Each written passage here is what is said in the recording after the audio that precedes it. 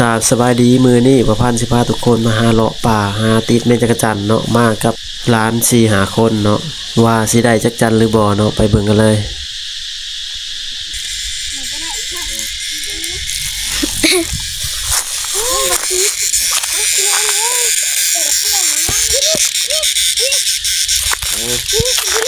ตัวแรกเอาตังเอาไปอยู่นะกินเลยโอ้ my god เอ้ยสั่นยักอยู่มันฟังกูนี่อีกตัวหนึ่งมาเอาแล้วฟังกูฟังกูฟังกูไปหมู เอาไปติดฟังกูไปอยู่ไปฟังกูเด้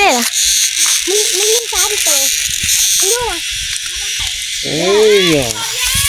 มันจะพายมันสมบัติอีเมลบอกว่าลายอีลิ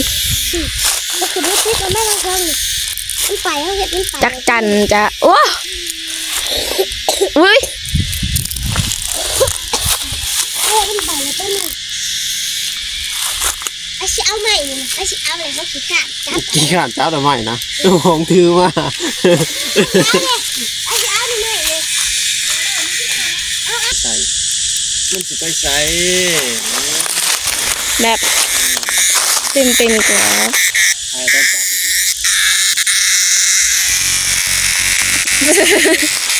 โอ้ my god อันแล้วถือไฟมาถึง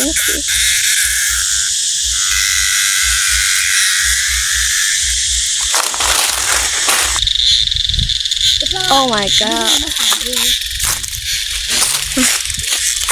แล้วกูเอาเองแต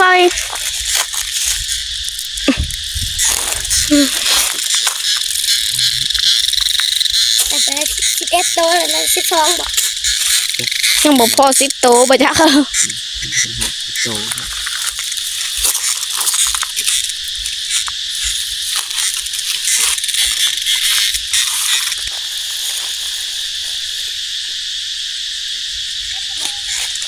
อุ้ย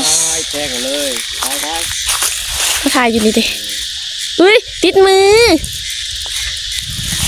รถแทง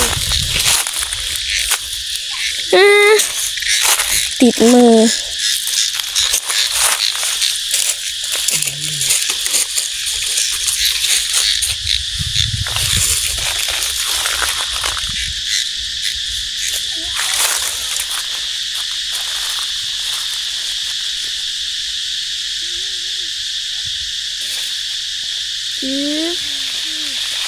ไปเจอ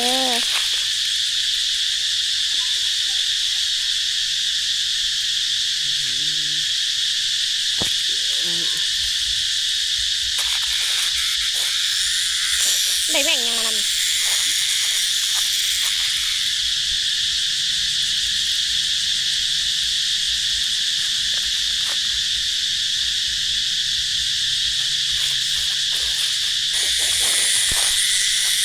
อีใส่ว่าตัวมันอยู่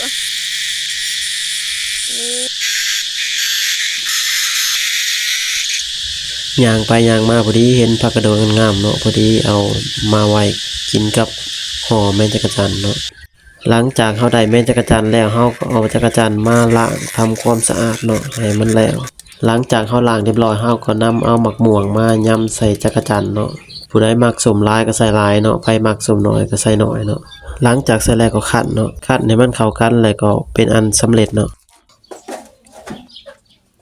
มาเด้อทุกคนมาเด้อคั่นจักรจันใส่สมหมักม่วงแซ่บๆม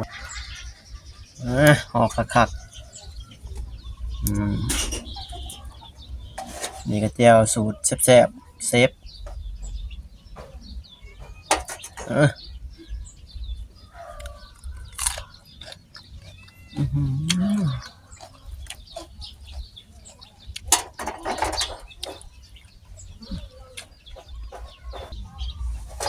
แซ่บแจ่วแซ่บๆนี่ก็ได้